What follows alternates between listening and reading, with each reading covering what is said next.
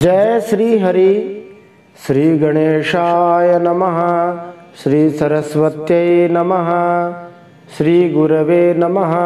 श्री पुराण पुरुषोत्तमाय नमः। आज हम श्रीमद् भागवत महापुराण के तृतीय स्कंध में 19वां अध्याय सुनते हैं। पिछले 18वें अध्याय में हमने सुना कि जब हिरण्याक्ष वरुण देव से युद्ध की भिक्षा मांगने गया और वरुण देव ने कहा कि तुम पुराण पुरुषोत्तम भगवान श्री हरि के पास युद्ध करने के लिए जाओ, वे ही तुम्हारी कामना पूरी करेंगे और तू उन्हीं के हाथों से मारा जाएगा। इस बात पर उसने कुछ भी ध्यान नहीं दिया, क्योंकि उसकी मृत्यु उसके शीश पर नाच रही थी। हिरण्याक्ष श्री भगवान को जंगली पशु, नासमझ, सुकर रूपधारी सुराधम, मूढ़ ऐसे दुर्वचन बाणों से छेदे जा रहा था, परंतु श्री भगवान ने इसलिए सारी चोटें सह ली क्योंकि वे अपने दांतों की नोक पर स्थित पृथ्वी को भयभीत देख रहे थे।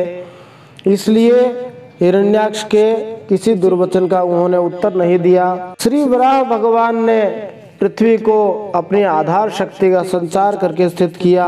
ग्राम सिंह कुत्ते को कहते हैं, क्योंकि जो अपने गांव में ही सिंह हो माने शेर हो, अपनी गली का शेर कहा जाता है कुत्ते को, इसलिए उसका नाम ग्राम सिंह है। लोक व्यवहार में भी कुछ लोग ऐसे देखे जाते हैं जो अपने घर में तो शेर होते हैं, बाहर जाके डर जाते हैं। वराह भगवान हिरण्याक्ष से कहते हैं कि जो अपनी प्रतिज्ञा का पालन नहीं करता वह असभ्य है, भले आदमियों में बैठने लायक नहीं है। संध्या काल के समय दैत्यों का बल बढ़ जाता है। अभिजित नामक मुहूर्त श्री भगवान का प्रिय मुहूर्त है। ब्रह्मा जी ने हिरण्याक्ष का वध करने के लिए श्री वराह भगवान से इसी मुहूर्त के बारे में कहा। कुछ लोग कहते हैं कि हम बिना मुहूर्त के पैदा हुए, बिना मुहूर्त के मर जाते हैं, फिर भी पूरी उम्र भर मुहूर्त के चक्कर में पड़े रहते हैं। वे ये गलत बात कहते हैं। भगवान सर्वसमर्थ हैं, तथापि वे भी नियमों का पालन करते हैं और उन्होंने हिरण्याक्ष को मारने के लिए अभिजित नामक मुहूर्त चुना। तो हम साधारण मनुष्य अपने आप को इतना शक्तिशाली कैसे समझ सकते हैं? मुहूर्त एक अलग ज्योतिष विज्ञान के आधार पर चलता है। जो उसका पालन करता है उसके काम मंगलमय होते हैं और जो नहीं मानता है उसका नुकसान होता है, हानि होती है। अतः मनमाना आचरण नहीं करके शास्त्र विधि का पालन करना चाहिए। प्रतिदिन सूर्योदय से लेकर सूर्यास्त तक का जितना समय होता है उसका आधा भाग करके बीच का जो समय आता है उसमें 2 घड़ी यानी 48 मिनट का जो समय है वह अभिजित मुहूर्त होता है। सीधा सीधा सरल भाषा में समझें तो लगभग 12 से 12:15 के बीच में प्रतिदिन अभिजित नामक मुहूर्त आता है। और कोई मुहूर्त यदि ध्यान में नहीं आए, नहीं बैठता हो और यदि कोई साधारण स्थिति अथवा विशेष स्थिति का कार्य हो तो इस अभिजित मुहूर्त में किया जा सकता है। आज हम श्रीमद् भागवत महापुराण के तृतीय स्कंद के 19वें अध्याय में हिरण्याक्ष वध के अंतर्गत इन प्रश्नों के उत्तर प्राप्त कर सकते हैं।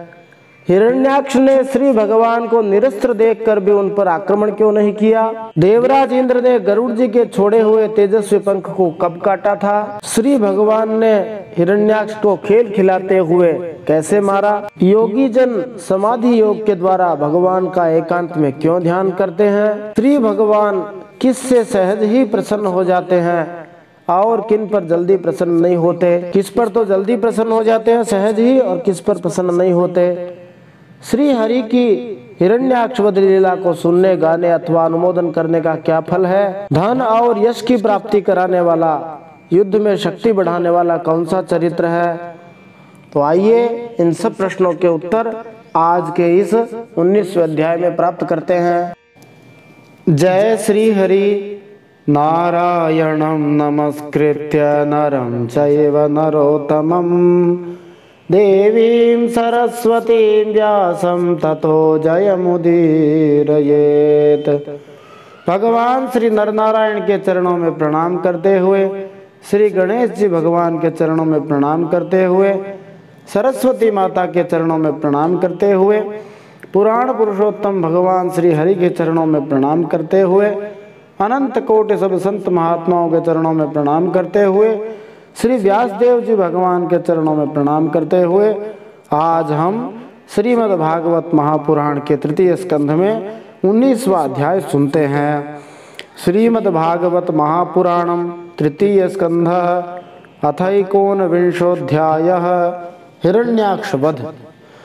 मैत्रेय उवाच अवधार्य विरिञ्चस्य निर्व्यलीकामृतं वचः प्रहस्य प्रेमगर्भेण तदपाङ्गेन सोऽग्रहीत ततः सपत्नं मुखतः चरन्तमकुतो भयं जघानोत्पत्य गदया हनावसुरमक्षजः साहता तेन गदया विहता भगवत्करात् विघूर्णिताप तद्रेजे तदद्भुतमिवाभवत्।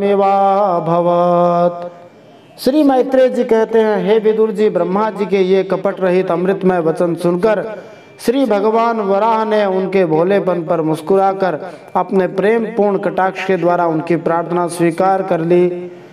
फिर श्री भगवान ने झपट कर अपने सामने निर्भय विचरते हुए शत्रु की ठुड्डी पर गदा मारी, किंतु हिरण्याक्षी गदा से टकराकर वह गदा श्री भगवान के हाथ से छूट गई और चक्कर काटती हुई जमीन पर गिरकर सुशोभित हुई। किंतु यह बड़ी अद्भुत सी घटना हुई। क्या अद्भुत घटना हुई? सतदा लब्ध तीर्थोपि नवबाधे निरायुधम मानयन समृद्धे धर्मम विश्वक्सेनं प्रकोपयन गदायाम पविद्धायाम हाहाकारे विनिर्गते मानयामास तद्धर्मम सुनाभम च स्मरद विभुः। उस समय शत्रु पर वार करने का अच्छा अवसर प्राप्त करके भी हिरण्याक्ष ने उन्हें अस्त्र रहित देखकर और युद्ध धर्म का पालन करते हुए उन पर आक्रमण नहीं किया। वास्तव में युद्ध धर्म का पालन नहीं किया, उसने भगवान का क्रोध बढ़ाने के लिए ही ऐसा किया था। गदा गिर जाने पर और लोगों का हाहाकार बंद हो जाने पर प्रभु ने उसकी धर्म बुद्धि की प्रशंसा की और अपने सुदर्शन चक्र का स्मरण किया। तम व्याघ्र चक्रम दितिपुत्राधमेन स्वपार्षद मुखेन विसर्जमानं चित्रावाचो तद्विदां खेचराणां तैत्रास्मासं स्वस्तिते मुञ्जहीति सतं निशाम्यात् तरथांगमाग्रतो व्यवस्थितं पद्मपलाशलोचनं विलोक्य चामहर्ष परिप्लुतेन्द्रियो रुषा स्वदन्ताच्छदमादसच्छ्वसन्। जैसे ही सुदर्शन चक्र महाराज को याद किया, सुदर्शन चक्र महाराज तुरंत उपस्थित होकर श्री भगवान के हाथ में घूमने लगे, किंतु वे अपने प्रमुख पार्षद दैत्याधम हिरण्याक्ष के साथ विशेष रूप से क्रीड़ा करने लगे। उस समय उनके प्रभाव को न जानने वाले देवताओं के ये विचित्र वचन सुनाई देने लगे, प्रभु आपकी जय हो, इसे और न खिलाइए, शीघ्र ही मार डालिए। जब हिरण्याक्ष ने देखा कि श्री हरि उनके सामने चक्र लिए खड़े हैं, तब उसकी सारी इंद्रियां क्रोध से तिलमिला उठी और वह लंबी सांसें लेता हुआ अपने दांतों से होठ चबाने लगा।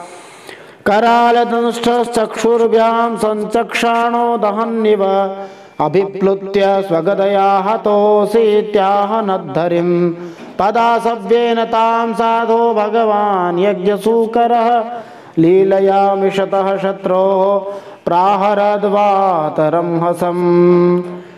उस समय वह तीखी दाढ़ों वाला दैत्य अपने नेत्रों से इस प्रकार उनकी ओर घूरने लगा मानो वह श्री भगवान को भस्म कर देगा, और हिरण्याक्ष ने उछलकर ले अब तू नहीं बच सकता, इस प्रकार ललकारते हुए श्री हरि पर गदा से प्रहार किया। हे विदुर जी, यज्ञ मूर्ति श्री वराह भगवान ने शत्रु के देखते देखते लीला से ही अपने बाएं पैर से उसकी वह वायु के समान वेग वाली गदा पृथ्वी पर गिरा दी और उससे कहा, आह चायुधमाधत्स्व घटस्व त्वं जिगीषसि इत्युक्तः स तदा भूयस्ताडयन् व्यनदधृशम् तां स आपततिं वीक्ष्य भगवान् समवस्थितः जग्राह लीलया प्राप्तां गरुत्मानिव पन्नगीम। और श्री भगवान ने कहा, अरे दैत्य, तू मुझे जीतना चाहता है, इसलिए अपना शस्त्र उठा ले और एक बार फिर से वार कर।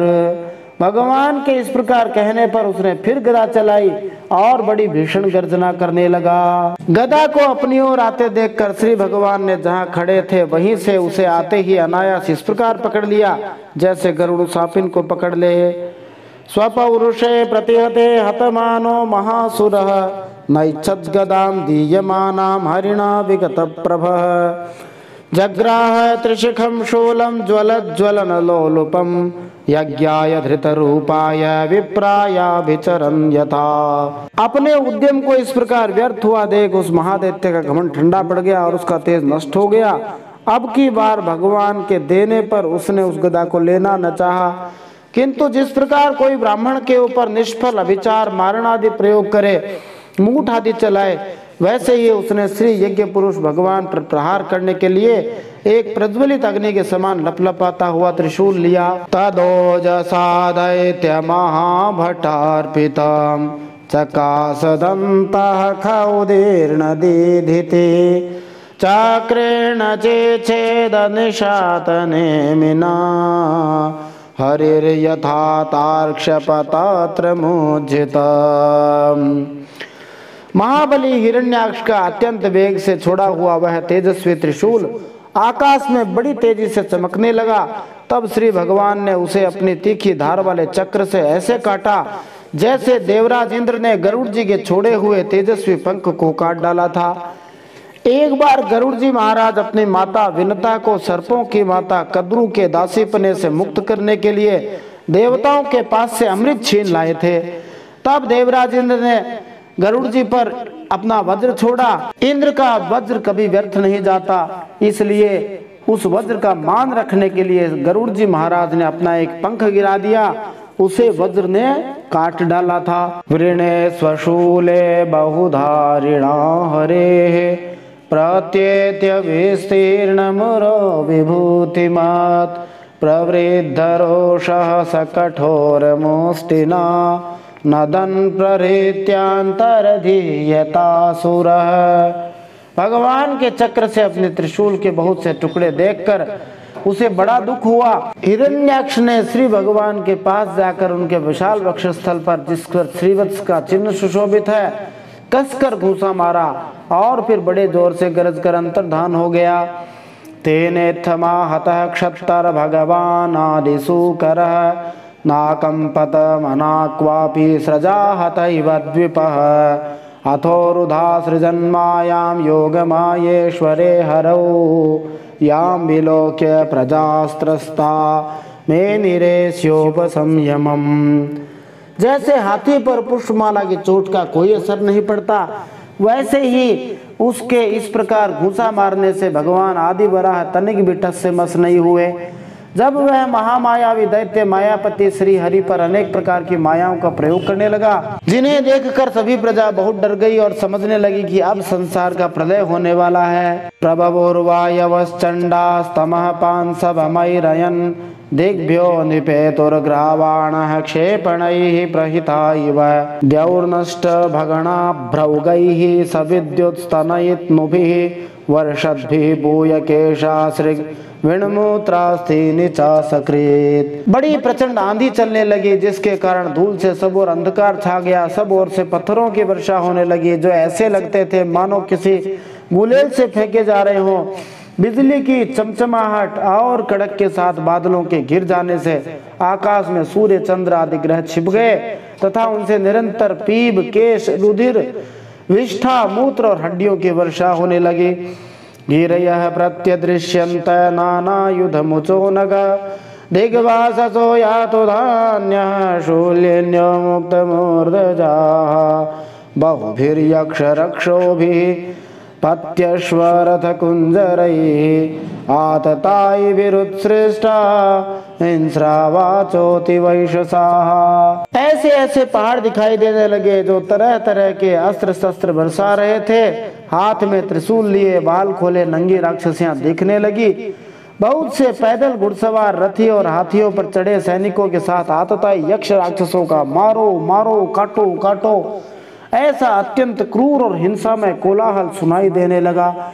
प्रादुष्कृतानां मायानां आसुरीणां विनाशयत् सुदर्शनास्त्रं भगवान् प्रायुङ्क्त दैतं त्रिपात् तदादितेः समभवत् सहसा हृदिवे पतुः स्मरन्त्या भर्तुरादेशं स्तनाच्चाश्रिक प्रशुश्रुवे। इस प्रकार प्रकट हुए उस आसुरी माया जाल का नाश करने के लिए भगवान वराह ने अपना प्रिय सुदर्शन चक्र छोड़ा। उस समय अपने पति का कथन स्मरण हो जाने से दिति का हृदय सहसा कांप उठा और उसके स्तनों से रक्त बहने लगा। विनष्टासु स्वमायासु भूयश्चा व्रज्य केशवम् वृषोपगूहमानो मुं ददृशेऽवस्थितं बहिः तं मुष्टिभिर्विनिघ्नन्तं वज्रसारैरधोक्षजः करेण कर्णमूले हन् यथा त्वाष्ट्रं मरुत्पतिः। अपना माया जाल नष्ट हो जाने पर वह दैत्य फिर भगवान के पास आया। उसने उन्हें क्रोध से दबाकर चूर चूर करने की इच्छा से भुजाओं में भर दिया,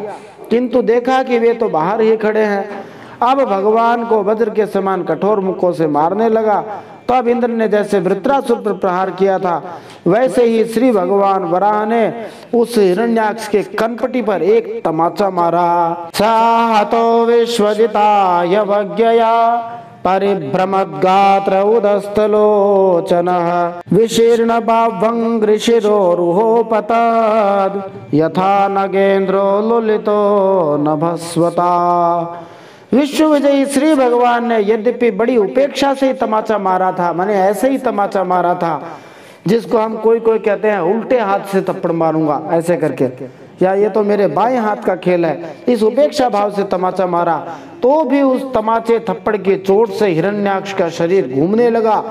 आंखें बाहर निकल आई, हाथ पैर बाल छिन्न भिन्न हो गए, निष्प्राण होकर आंधी से उखड़े हुए विशाल वृक्ष के समान पृथ्वी पर गिर पड़ा। तो भगवान खेल खेलते हैं, वो कौतुकी हैं, इतनी देर खेल खिलाया और अंत में एक थप्पड़ से ही काम कर दिया। क्षितौ शयानं तमकुण्ठवर्चसं करालदंष्ट्रं परिदष्टदच्छदम् अजादयो वीक्ष शशंसुरागता आहो इमां को नु लभेत संस्थितिम्।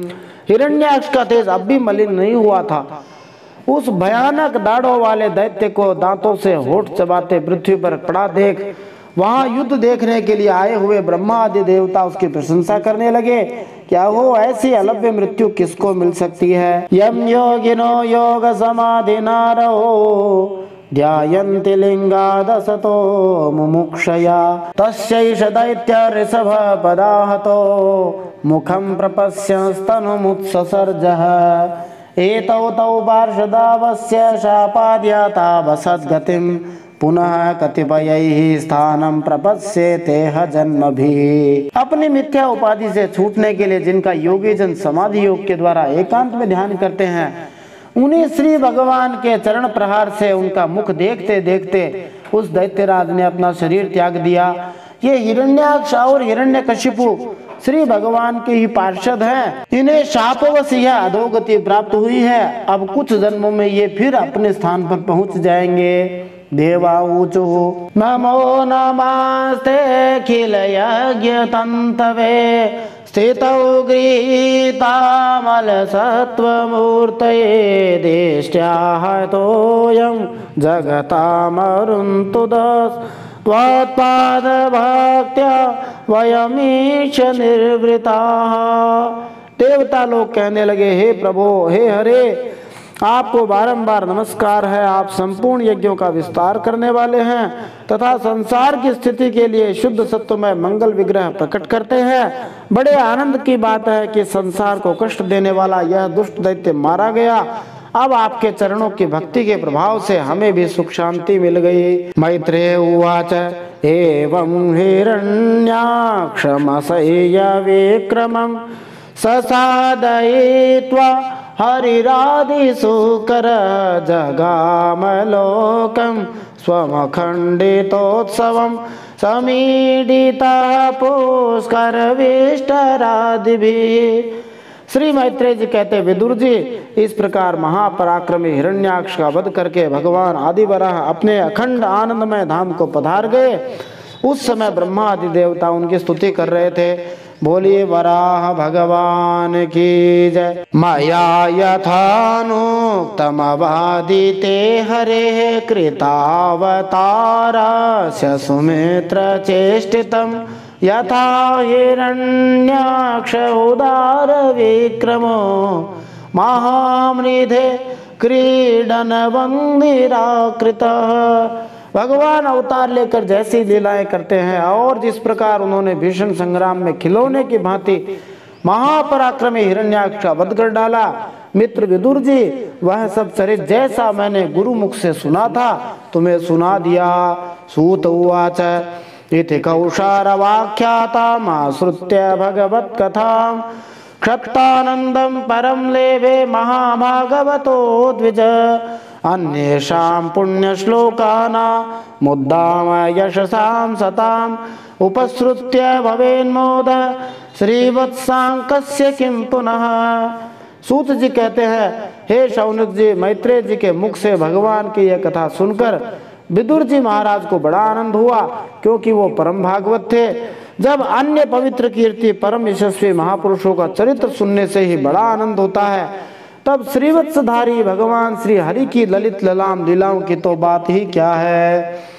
यो गजेन्द्रं झसग्रस्तं ध्यायन्तं चरणाम्बुजं क्रोशन्तीनां करेणूनां कृच्छ्रतो मोचयद्रुतं तं सुखाराध्य मृजुभिरनन्य शरणैर्निभिः कृतज्ञ को न सेवेत दुराराध्यम साधुभिः। जिस समय ग्राहक के पकड़ने पर गजराज प्रभु के चरणों का ध्यान करने लगे और उनकी हथनियां दुख से चिंगाड़ने लगी, उस समय जिन्होंने उन्हें तत्काल दुख से छुड़ाया और जो सब ओर से निराश होकर अपनी शरण में आए हुए सरल हृदय भक्तों से सहज में ही प्रसन्न हो जाते हैं, किंतु दुष्ट पुरुषों के लिए अत्यंत दुराराध्य हैं, उन पर जल्दी प्रसन्न भी नहीं होते। उन प्रभु के उपकारों को जानने वाला ऐसा कौन पुरुष मनुष्य है जो उनका सेवन न करेगा।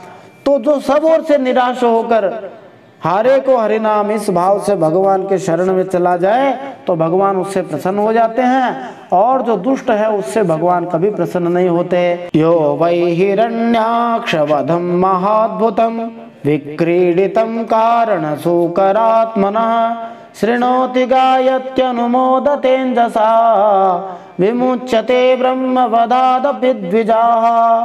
हे शौनकादि ऋषियों, पृथ्वी का उद्धार करने के लिए वराह रूप धारण करने वाले श्री हरि की इस हिरण्याक्ष वध नामक परम अद्भुत लीला को जो मनुष्य सुनता, गाता अथवा अनुमोदन करता है, मनी सहमति देता है कि हाँ ये भगवान की लीला है, बहुत अच्छी है, वह ब्रह्म हत्या जैसे घोर पाप से भी सहज में ही छूट जाता है। और इस भगवान के चरित्र को सुनने से क्या लाभ हुआ या क्या लाभ होगा, इसके बारे में कहते हैं सूत जी। एतन् महापुण्यमलं पवित्रं धन्यं यशस्यं पदमायुराशिषां प्राणेन्द्रियाणां युधि शौर्यवर्धनं नारायणोन्ते गतिरंग शृण्वताम्।